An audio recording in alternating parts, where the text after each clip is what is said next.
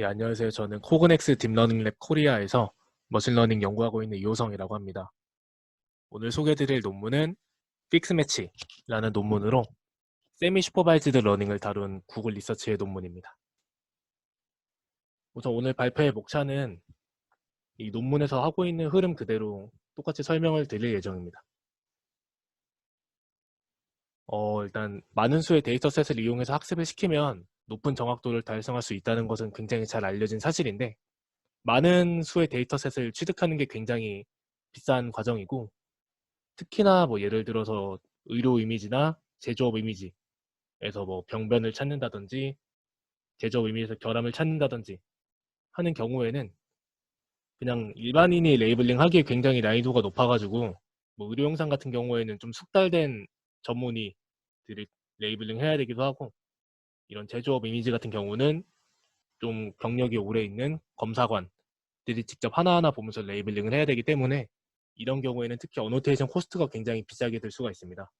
그러면 당연히 많은 수의 데이터셋을 취득하고 어노테이션을 만드는데 굉장히 많은 비용이 소요될 수 있습니다. 그래서 이렇게 많은 수의 데이터셋을 취득하기 어려운 경우에 좀 일부의 데이터만 가지고 모델을 좀 그럴싸하게 학습시키는 방법론이 오늘 다룰 주제인 세미 슈퍼바이즈 러닝이고, PR12에서는 PR189에서 UDA라는 논문을 잘 설명을 해주셨고, PR195에서는 오늘 소개해드릴 픽스매치 논문 이전 버전인 믹스매치라는 논문을 잘 설명을 해주셔서 이 두 발표도 참고해 주시면 좋을 것 같습니다.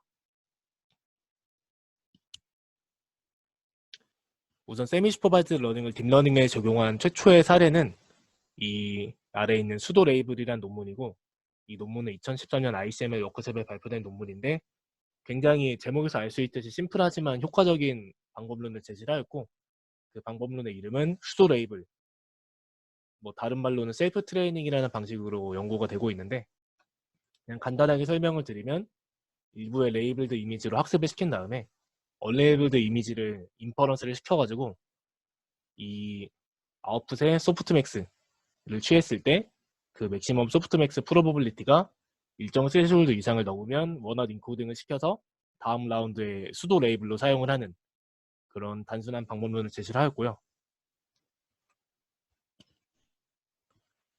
그 다음에는 컨시스턴시 레귤라리제이션 방식이 연구가 많이 되고 있는데, 이 방식은 2016년 닙스 그리고 2017년 아이클리어의 다음과 같은 제목으로 두 논문이 발표가 되면서 연구가 시작이 되었고, 이 방식도 단순하게 설명을 드리자면 같은 이미지에 서로 다른 퍼터베이션, 뭐 여기서 어그멘테이션을 많이 쓰는데, 서로 다른 퍼터베이션을 적용을 했을 때 모델은 비슷한 아웃풋을 내야 된다 라는 과정에서 시작하고, 왼쪽 아래의 식으로 단순하게 설명을 드릴 수 있을 것 같은데, 인풋 X에 대해서 스토캐스틱한 어그멘테이션 펑션, 꼭 어그멘테이션일 필요는 없고 여기에 그냥 인풋에 적절한 퍼터베이션을 적용을 한다고 생각하시면 되고, 서로 다른 퍼터베이션을 줬을 때 모델이 내뱉는 아웃풋이 같아야 된다.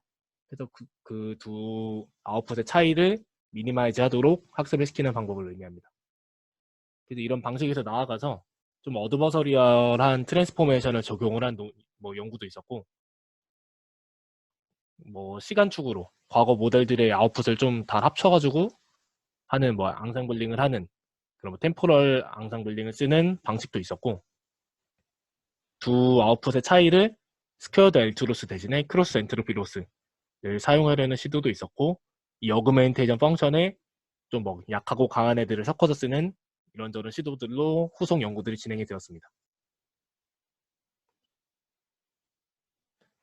그러면 이제 저희는 생각해 볼 수 있는 게, 이런 수도 레이블링 방식이랑 컨시스턴시 레귤러리즈한 방식을 들어보면 이게 두 개가 약간 서로 다른 방식이라도 두 개를 동시에 쓸 수 있을 것 같은데, 그런 시도는 많이 없어가지고 이 논문에서는 두 가지 방식을 동시에 쓰는 방식을 제안을 하였고, 그래서 좀 단순하지만 굉장히 효과적인 방식을 제안을 했습니다. 그리고 세미 슈퍼바이즈 러닝 벤치마크에 대해서 스테이트 오브 디 아트 성능을 달성을 하였고, 근데 방법론이 굉장히 단순해서 한 페이지로 설명이 될 정도로 단순해서 이 저자들도 좀 컨트리뷰션이 약했다고 생각을 했는지, 이런 좋은 성능이 나온 데 있어서 어떠한 요소들이 많은 기여를 했는지를 알아보기 위해서 굉장히 탄탄한 어블레이션 스터디를 수행을 했습니다. 저는 구글 리서치의 논문을 읽을 때 이 사람들이 실험을 굉장히 탄탄하게 하고 그거를 숨기지 않고 오히려 다 공개를 하면서 어떤 요소들이 중요한 역할을 했는지 공개하는 그런 태도 같은 게 저는 개인적으로 굉장히 마음에 들더라고요. 그래서 그런 결과 위주로 설명을 드리도록 하겠습니다. 그래서 이 두 그림은 논문에서 제시한 그림을 바탕으로 제가 재구성한 그림인데, 대표적인 두 방식인 수도 레이블링 방식이랑 컨시스턴시 레귤레이션 방식을 그림으로 나타낸 건데요. 그리고 이 그림에는 언레이블드 이그젠플에 대해서만 그림을 그려놨는데, 레이블드 이그젠플은 그냥 저희가 알듯이 그냥 모델을 학습시키는데 사용이 된다고 생각하시면 될 것 같습니다. 그래서 수도 레이블링 방식은 언레이블드 이그젠플을 모델에 태워서 프리딕션을 뽑은 다음에 이 맥시멈 소프트맥스 프로버빌리티가 일정 스레시홀드 이상이면 이거를 원핫 인코딩을 해서 수도 레이블을 만든 다음에 모델의 프리딕션과 수도 레이블 간의 크로스 엔트리피 로스를 미니마이즈 하도록 학습을 시키고요. 컨시스턴시 레귤라리제이션 방식은 보통 이렇게 두 갈래로 나눠지는데, 언레이블드 이그젠플을 서로 다른 스토캐스틱한 어그멘테이션 펑션을 통해서 서로 다른 이미지를 만든 다음에 모델에 인퍼런스를 시킵니다. 그래서 나온 프리딕션 간의 스퀘어드 L2 로스 혹은 크로스 엔트로피 로스를 미니마이즈 하도록 학습을 시킵니다. 여기서 설명드린 이 두 가지 방식을 동시에 사용한 게 오늘 소개드릴 픽스매치라는 방식이고, 하나의 그림으로 설명이 가능한데, 언레이블드 이그젠플을 이 두 갈래로 나눠서 하는 거는 컨시스턴시 레귤라리제이션 방식이고, 여기서 어그멘테이션을 윗줄에는 약한 어그멘테이션, 아랫줄에는 센 어그멘테이션을 사용을 했는데, 그래서 윗줄에는 약한 어그멘테이션을 거쳐서 모델에 태워서 프리딕션을 뽑은 다음에 여기서는 수도 레이블링 방식이 적용이 됩니다. 이 프리딕션에 스레시홀딩을 적용한 다음에 넘으면 원핫 인코딩을 시키고, 밑에 줄에는 강한 어그멘테이션을 적용을 해서 모델에 태워서 프리딕션을 구합니다. 그래서 여기서 윗줄에서 구한 수도 레이블과 아랫줄에서 구한 프리딕션 간의 크로스 엔트로피를 미니마이즈 하도록 학습을 시킵니다. 그래서 논문에서는 위크 어그멘테이션에서는 랜덤 호리존탈 플립이랑 랜덤 트랜슬레이션을 사용을 하였고, 스트롱 어그멘테이션에는 랜덤 어그멘트 방식과 CT 어그멘트라는 방식을 썼는데, 이 CT 어그멘트는 이 논문 이전 논문에서 제시한 방법인데, 일단 랜덤 어그멘트가 뭐냐면 여러 가지 어그멘테이션 옵션들을 랜덤하게 가져오는 거예요, 매 배치마다. 근데 원래 랜덤 어그멘트는 그 어그멘테이션 옵션마다의 그 어그멘테이션 시키는 정도는 고정을 해놓고 사용을 했는데, CT 어그멘트는 컨트롤 띠오리 어그멘테이션이라고 해가지고 방식은 랜드 어그멘트랑 똑같은데 이 각 어그멘테이션 옵션에 적용되는 매그니튜드 또한 다이나믹하게 가져오는 차이가 있습니다. 그리고 마지막으로 둘 중 하나, RA나 CTA를 거친 다음에 컷아웃 어그멘테이션을 사용을 해서 스트롱 어그멘테이션을 구현을 했습니다. 그리고 구글 리서치랑 구글 브레인 쪽에서 이런 세미 슈퍼바이즈 러닝 연구를 많이 하는데, 이 왼쪽 위에 있는 언스퍼바이즈드 데이터 어그멘테이션 또 컨시스턴시 트레이닝이라는 논문이 아까 서두에 말씀드린 PR189에서 다뤄진 논문이었고, 우측에 있는 게 믹스매치 논문이 작년 누립스에 발표된 논문이고, 이것도 마찬가지로 PR195에 발표가 되었고요. 그리고 좌측 하단이 리믹스 매치라고 해서 이 2019년 유립스에 발표된 논문에서 약간 더 여러 가지 테크닉을 추가해서 더 성능을 올린 논문인데, 이 리믹스 매치가 이제 2020년 아이클리어에 발표가 될 예정이고, 이 픽스 매치 저자들이랑 거의 구성이 똑같아요. 같은 연구진이 발표한 논문이고, 이 논문이 있기 전에 스테이트 오브 디 아트 성능을 달성을 했는데, 리믹스 매치 논문을 보시면 굉장히 다양한 요소들이 많이 붙어 있어요. 그래서 이 픽스 매치에서는 이런 샤프닝, 디스트리뷰션 얼라이먼트, 로테이션 로스, 이런 로테이션 로스는 제가 지난번에 다뤘던 셀프 슈퍼바이즈드 러닝에서 쓰는 방식이었는데, 이런 최대한 불필요한 요소들을 제외를 하고 수도 레이블링 방식을 사용을 했고, 믹스업 어그멘테이션 대신에 컷아웃 정도를 써서 굉장히 방법론을 단순화시키면서 효과적인 성능을 내는데 성공을 했어요. 그래서 이 픽스매치는 아직 어떤 학회에 제출이 되는지 모르겠지만 좀 괜찮은 결과를 얻을 수 있을 거라고 저는 생각을 하고 있습니다. 그래서 다른 세미 슈퍼바이즈드 알고리즘과 이 픽스매치의 차이를 한 표에 정리를 한 게 다음 자료인데요. 이 첫 번째 컬럼은 그 수도 레이블에 어떤 어그멘테이션을 쓰는지인데, 아까 그림에서 이 윗줄에 이 어떤 어그멘테이션을 쓰는지인데, 대부분의 논문에서 위크 어그멘테이션을 사용을 하였고, 프리딕션 어그멘테이션은 아까 그림에서 아랫줄을 의미하고 있는데, 여기서는 뭐 되게 다양한 방식을 사용을 했지만 픽스 매치는 스트롱 어그멘테이션을 사용을 했고, 그리고 이게 후처리하는 건데 윗줄에서 프리딕션을 거쳐서 어떤 후처리를 했는지를 나타내는데, 이게 가장 큰 차이예요. 앞에 어그멘테이션 두 개는 거의 비슷했는데 UDA 믹스 매치, 리믹스 매치는 샤프닝이라고 해서 뒤에서 다시 말씀드릴 텐데, 아웃풋이 좀 그 하이 컨피던트하게 하도록 하는 방식인데, 그래서 이 뒤에서 다시 말씀드리겠지만 저희가 그 컨피던스 캘리브레이션이라고 해가지고 보통은 템퍼레처 스케일링이라고 많이 불리는데, 원래는 하이 컨피던트 하지 않도록 그 t를 큰 값을 가져가서 모델이 아웃풋이 좀 스무스하게 나오게 하는 방식을 사용을 하는데, 거기서 반대로 t 값을 1보다 작은 값을 써가지고 모델이 좀 하이 컨피던트하게 하는 방식을 사용을 했는데, 여기서는 그렇게 하지 않고 그냥 스레시홀드 넘으면 원활 인코딩을 하는 단순한 방식을 사용한 게 가장 큰 차이입니다. 그리고 대부분의 세미 슈퍼바이즈드 러닝 방식이 다 비슷하게 슈퍼바이즈드 로스랑 언레이블드, 언슈퍼바이즈드 로스를 같이 쓰는데, 둘 간의 로스를 적절히 웨이트를 줘서 학습을 시키는 게 이 세미 슈퍼바이즈드 러닝의 전형적인 방식입니다.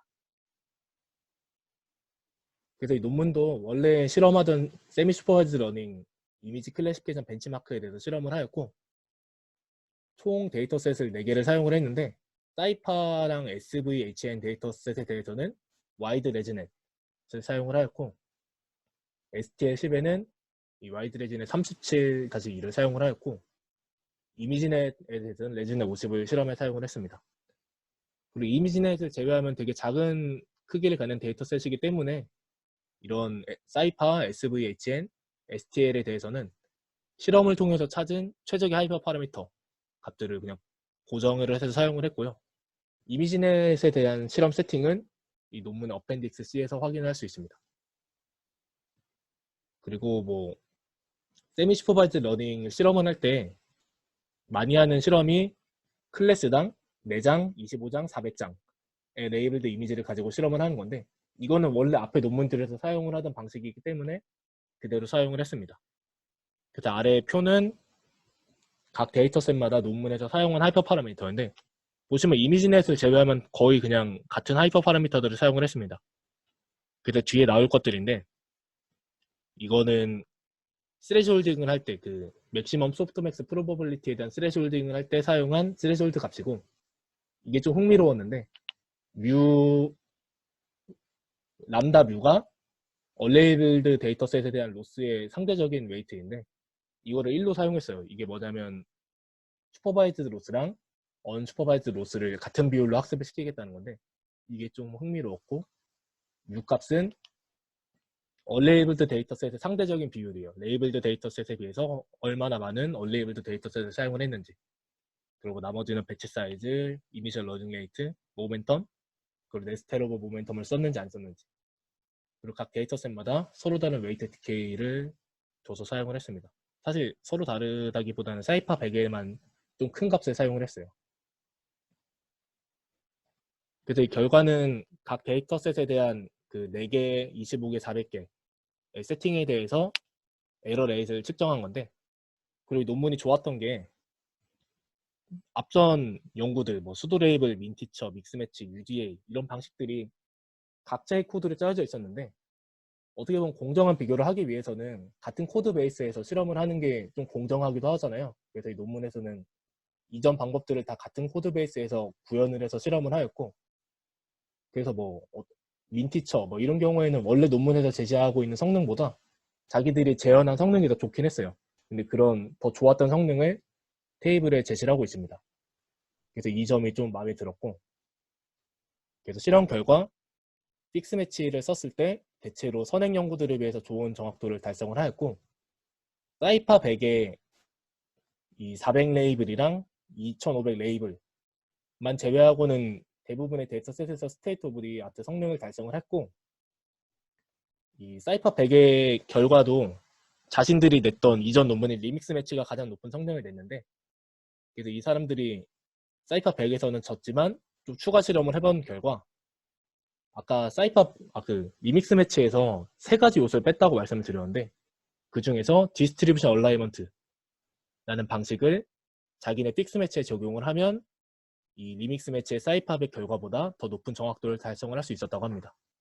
이 디스트리뷰션 얼라이먼트에 대해서 자세히 알고 싶으신 분들은 리믹스 매치 논문을 참고하시면 좋을 것 같아요. 그래서 이제 뭐 하이퍼 파라미터들에 대해서 어블레이션 스터디를 수행을 했는데, 모든 세팅에 대해서 어블레이션을 하면 너무 실험의 가지수가 많아지기 때문에 이후에 말씀드릴 실험 결과들은 이 사이파10의 250 레이블을 가지고 학습을 했을 때의 결과로만 실험을 설명드릴 예정입니다. 그래서 아까 말씀드린 그 샤프닝이랑 스레시홀딩에 대해서 어블레이션을 해봤는데, 어떻게 보면 수도 레이블링 방식의 좀 소프트한 버전이 앞에서 사용한 샤프닝 방식이라고 할 수 있는데요. 이 샤프닝 방식이 왼쪽 아래에 있는 이 식으로 나타낼 수 있는데, 이게 아마 제 기억에는 그 힌튼 교수의 논리지 디스틸레이션에서 사용이 됐던 방식으로 알고 있는데, 원래는 이 템퍼리처 스케일링을 T값을 큰 값을 써가지고 아웃풋이 하나의 클래스로 하이 컴피던트 하지 않도록 하는데 많이 사용이 됐는데, 여기서 반대로 아웃풋이 좀 하나의 클래스로 하이 컴피던트 하도록 T값을 1보다 작은 값을 사용을 하였고, 그렇게 해서 나온 방식이 UDA랑 믹스 매치랑 리믹스 매치 방식이었는데, 여기서 이 T를 0으로 두면 이게 디락 델타 펑션이 돼가지고 원활 인코딩이랑 같아져요. 그래서 이 픽스 매치는 이 템퍼레처 스케일링에서 T를 0으로 뒀을 때랑 같은 결과인데, 그래서 이 픽스 매치 저자들이 이 T값을 여러 개를 실험을 해봤어요. 0이랑 뭐 0.1, 0.5, 0.9, 1은 아예 안 하는 거죠. 그렇게 해서 실험을 해봤더니, 이걸 왼쪽을 설명 안 드렸구나. 이 왼쪽은 그 컴피던스 스레시홀드에 대한 어블레이션인데, 뭐 0.2, 0.4 키우면 키울수록 에러 레이시 좋아졌고, 실험 결과 0.95 일단 가장 낮은 에러 레이트를 보여가지고 앞으로 이 타우는 0.95로 고정을 할 예정이고, 이 결과는 그 원활 인코딩을 사용한 결과예요. 스레시홀딩에서 원활 인코딩한 결과. 그래서 이 점선이 오른쪽 그림의 점선이랑 같은데, 그리고 이 오른쪽 그림은 이 샤프닝 할 때 썼던 템퍼레처들을 1보다 작은 값으로 실험을 한 결과인데, 해보니까 뭐 이 점선 밑으로 가는 경우는 하나도 없었고, 어찌어찌 잘해서 t를 0.5로 두면 점선이랑 같은 결과를 낼 수 있긴 했는데, 오히려 이 t를 쓰면 이것도 튜닝해야 되는 파라미터이기도 하고, 튜닝을 잘해도 뭐 여기서는 그냥 값을 4개밖에 실험을 안 하긴 했는데, 어찌어찌 잘 실험을 해보면 점선 밑으로 가는 정확도가 나올 수도 있긴 하겠지만, 오히려 t를 사용을 하는 것은 하나의 더 하이퍼 파라미터를 주는 거고, 이러면 모델의 성능에 이렇게 좌우하는 파라미터가 하나 더 느는 거기 때문에 이거를 그냥 0, 즉 원활 인코딩을 쓰는 게 효과적이다 라고 주장을 하고 있습니다. 그 다음에 여러 가지 어그멘테이션 옵션들을 실험을 해봤는데, 뭐 아까 말씀드린 것처럼 랜더그랑 컨트롤 티오리 어그멘트를 스트롱 어그멘테이션을 사용을 했는데, 둘 다 뭐 비슷한 결과를 보였습니다. 여기서 보면 RA를 썼을 때랑 CTA를 썼을 때 엎치락 뒤치락 하긴 하는데, 둘 다 효과적인 성능을 보여주고 있어서 뭐 둘 중 아무거나 써도 괜찮다 라는 주장을 하고 있고, 그 다음에 이 스트롱 어거멘테이션 다음에 컷아웃을 썼는데, 컷아웃이 의외로 되게 효과적이었어요. 그래서 이 왼쪽 아래 결과가 컷아웃을 썼을 때랑 안 썼을 때의 결과를 보여주고 있는데, 컷아웃 빼고 그 뭐 랜드 어거먼트나 CTA만 썼을 때의 에러 레이시고, CTA나 RA 빼고 컷아웃만 썼을 때 또 같은 에러 레이시를 보이는데, 두 개를 동시에 썼을 때 더 낮은 에러 레이시를 보이더라. 그래서 컷아웃을 썼다고 설명을 하고 있고, 그 외에도 실험을 한 게, 아까 윗줄에는 위크 어거멘테이션을 쓰고 아랫줄에는 스트롱 어거멘테이션을 쓴다고 말씀드렸는데, 이 두 개를 바꿔본 거예요. 그래서 이 윗줄도 스트롱을 썼을 때, 그러니까 스트롱을 썼을 때 어떻게 되는지 실험을 해봤는데, 이렇게 되면 윗줄에서는 좀 그럴싸한 수도 레이블을 생성을 해야 되는데, 윗줄도 너무 어려운 어거멘테이션을 주다 보니까 모델이 되게 예측을 잘 못해가지고 모델이 발산을 했다고 합니다. 그걸 반대로 밑에 스트롱 어거멘테이션, 위크 어거멘테이션을 바꿨더니 모델이 학습이 잘 안 됐다고 해요. 막 운 좋게 학습이 잘 되기도 하는데 불안정했고 최악의 경우에는 12% 어큐러시. 클래스가 10개인데 12%면 거의 그냥 랜덤하게 찍는 수준으로 막 학습이 되긴 하는데 불안정하다. 그래서 자기네들은 윗줄에는 위크, 아랫줄에는 스트롱 어그멘테이션을 사용을 했다고 하고 있습니다.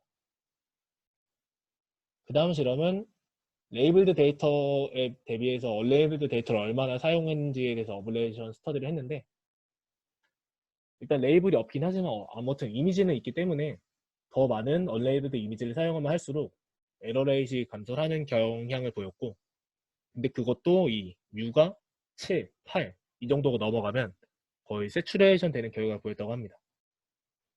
그리고 원래 논문에서는 코사인 어닐링 러닝 레이트 스케줄링을 했는데 오히려 언레이블드 데이터의 비율이 적은 경우에는 그냥 리니어하게 배치 사이즈에 따라서 러닝 레이트를 해줘도 괜찮고 오히려 더 좋은 성능을 보인다고 보여주고 있습니다. 그래서 실선이 원래 그냥 디폴트 코사인 어닐링 러닝 레이트 스케줄링을 썼을 때고 이 점선은 이 러닝 레이트를 배치 사이즈에 따라서 리니어하게 스케일링 했을 때 결과를 보여주고 있습니다. 그리고 웨이트 디케이 값에 대해서도 여러 가지 세팅을 놓고 실험을 해봤는데 뭐 좀 레이블드 데이터가 많은 경우에는 성능 편차가 많이 없었는데 레이블의 개수가 적은 아까 뭐 이미 클래스당 4장씩 쓰는 그런 로우 라벨 환경에서는 웨이트 디케이도 되게 중요한 역할을 하더라. 그래서 이 또한 잘 튜닝을 해줘야 됨을 보여주고 있습니다. 그 다음 어블레이션 스터디로는 옵티마이저랑 러닝 레이트 스케줄링에 대해서 여러 가지 실험을 해봤는데 의외로 옵티마이저 같은 것들도 잘 설정을 안 해주면 성능이 잘 안 나오는 결과를 보였습니다. 그래서 뭐 이 아래 결과들이 저자들이 한 실험을 보여주고 있는데 오히려 아담보다는 XGD를 썼을 때 더 좋은 성능을 보였고 러닝 레이트도 너무 큰 값을 쓰는 것보단 작은 값이 좋았고 모멘텀도 너무 작은 값이나 오히려 너무 큰 값을 쓰면 에러렛이 굉장히 발산하는 것을 확인할 수 있었습니다. 그래서 아담은 안 쓰고 SGD의 모멘텀을 쓰고 이 파라미터들도 적절히 선택을 해줘야 좋은 성능을 낼 수 있음을 보여주고 있고 뭐 코사인 러닝 레이트 디케이를 쓰긴 했지만 리니어하게 러닝 레이트 디케이를 해줘도 성능이 잘 나오더라 라고 하는 결과를 보여주고 있습니다. 그 다음 마지막 소개드릴 결과는 이거는 좀 흥미로웠는데 아까 말씀드린 세팅에서는 클래스당 4개, 25개, 40개, 400개? 그러니까 이렇게 실험을 했었는데 아예 그냥 원샷으로 실험을 해봤어요. 클래스당 하나의 이그젠플. 그러니까 사이파 10이면 클래스당 하나씩 총 10장으로만 학습을 시키는 거죠. 그렇게 해서 픽스매치를 실험을 해봤는데 첫 번째 실험은 그냥 아예 랜덤하게 총 4개의 데이터셋을 구성을 했는데 아예 랜덤하게 클래스당 하나씩 뽑았어요. 그렇게 해서 학습을 시켜보니 굉장히 성능 편차가 크더라. 뭐 낮게는 48.58%에서 높게는 85.32%까지 올라가는데 굉장히 베리언스가 크더라 라는 실험 결과를 보였고 그렇게 해서 이 다음 데이터셋을 꾸렸을 때는 이 프로토타이피컬리라는 특징을 반영을 해서 데이터셋을 새로 꾸렸는데 이 프로토타이피컬리가 뭐냐면 아래에 있는 논문을 참고를 해서 데이터셋을 꾸린 건데 이게 그 각 데이터셋에서 해당 클래스를 얼마나 대표하는지를 어떻게 수치화를 한 논문인데 예를 들면 사이파10이면 강아지면 뭐 비행기면 비행기를 잘 대표하는 이미지일수록 그 프로토타이피컬리한 점수가 높게 나오고 그렇게 해서 이 아래 논문을 보시면 여러 가지 모델의 결과를 앙상블 하기도 하고 어느 정도 사람이 개입을 해서 좀 확실히 비행기 같은 애 아니면 좀 비행기인지 아닌지 긴가민가한 애 같은 것들을 스코어를 매긴 게 있는데 그 점수를 이용을 해서 데이터셋을 꾸린 거예요. 그래서 첫 번째 데이터셋은 이 프로토타이피컬 점수가 높은 애들로만 꾸린 데이터셋이고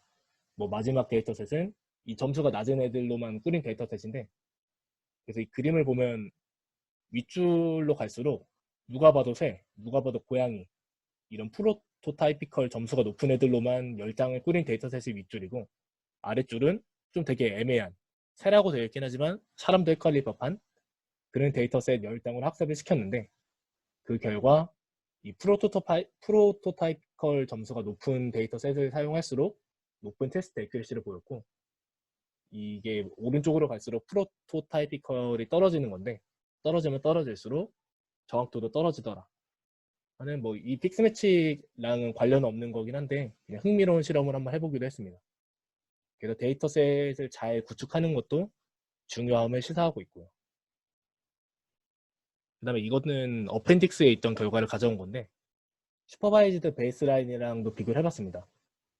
그래서 아까 40장, 250장, 4000장을 가지고 사이파텐을 학습을 시켰다고 했는데 그냥 언레이블드 이미지 안 쓰고 그냥 이 40장, 250장, 4000장만 가지고 슈퍼바이즈드 세팅으로 학습을 시켜볼 수 있잖아요.